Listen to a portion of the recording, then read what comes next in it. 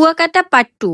এর আগের ভিডিওতে আপনারা দেখেছেন আমরা তিনজনে বরিশাল থেকে কিভাবে বাইকে কুয়াকাটা এসেছি। কুয়াকাটা এসে আমরা কিন্তু উঠেছি হোটেল ডিমোরে। এখানে আসার পরেই আমরা ঠিক সকাল 8:30-এ ঘুম দিয়েছি আর আমাদের ঘুম ভেঙেছে ঠিক দুপুর 1:30টায়। তাও শুধুমাত্র আমার আর ইরামের বাবার, কিন্তু ইরামের ঘুম এখনো ভাঙেনি। তো ইরামের বাবা ঘুম থেকে উঠিয়ে আমাদের জন্য কফি বানিয়েছে, আমরা কফি খাচ্ছিলাম আর গল্প করছিলাম। এরপরে আমরা অনেক চেষ্টা করছিলাম ইরামকে একটু ঘুম থেকে তোলার জন্য, যেহেতু দুপুর হয়ে গিয়েছিল তাই আমরা ভাবছিলাম সুইমিং করে তারপরে আমরা লাঞ্চটা সেরে নিব। বাট আপনাদের নবাব বেটি কোনোভাবেই ঘুম থেকে উঠতে চাচ্ছিল না, তারপরে তাকে জোর করে উঠিয়েছি। তারপর তো সেই কান্নাকাটি, তার কান্না কোনোভাবেই থামছিল না। অনেক চেষ্টা করে তার কান্নাটা থামিয়েছি। কান্না থামানোর পরে আমি পড়েছি মহা বিপদে, কারণ তাকে আমি দেখতে দিয়েছি টিভি, সে কোনটা দেখবে সে নিজেও ঠিক করতে পারছে না। তাই সে এটা না ওটা, ওটা না ওটা করতে করতে আমার মাথা পুরাই খারাপ করে দিয়েছে। যাই হোক, এট লাস্ট একটা গান পছন্দ হয়েছে তার, সে গান দেখতে ছিল। আর এর মধ্যে আমরা রেডি হচ্ছিলাম সুইমিং এর জন্য। এখন আমরা তিনজন মিলে যাচ্ছি সুইমিং করতে। সুইমিং কিন্তু ইরাম অনেক বেশি পছন্দ করে, সেজন্যই ওকে নেওয়া, বাট ও নিজেই যেতে চাচ্ছে না। আবার যখন দেখবেন যে সুইমিং এ নামবে তখন আর সে ওখান থেকে উঠতে চাবে। এই সমস্যা নিয়ে ছোট বাচ্চার মায়েরা দিন পার করছে।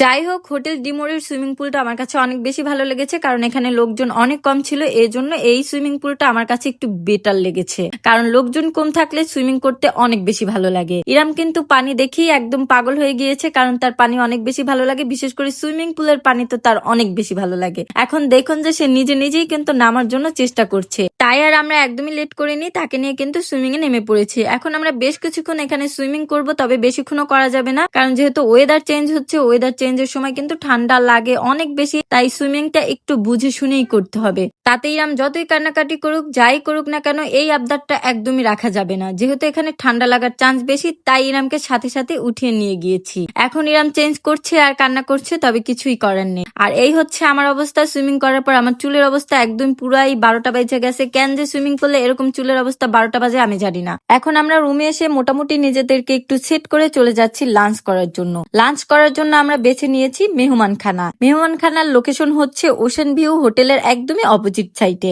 মেহমানখানার খাবারের কোয়ালিটি অনেক বেশি ভালো, তাই তো আমি চলে এসেছি এখানে।